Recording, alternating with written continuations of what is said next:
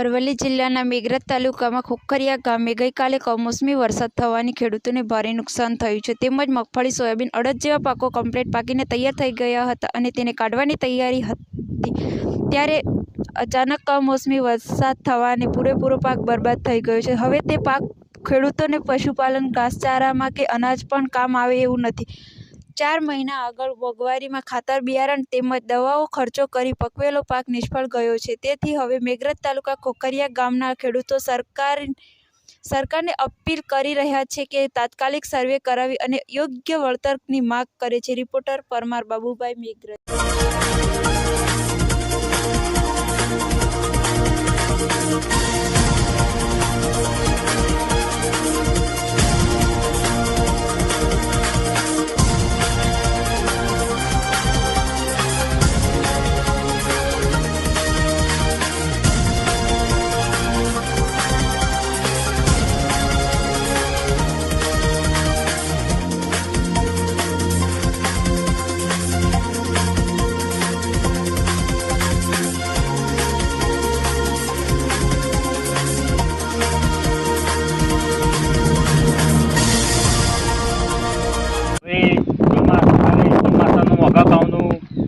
અમે સોયાબીનની વાવણી કરી હતી.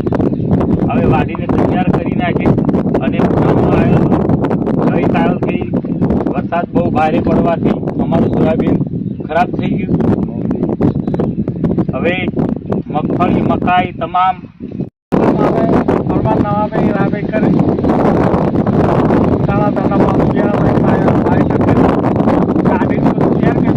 વરસાદ પડવાથી મગફળી તરી ગઈ, બધી ઉગવા લાગી.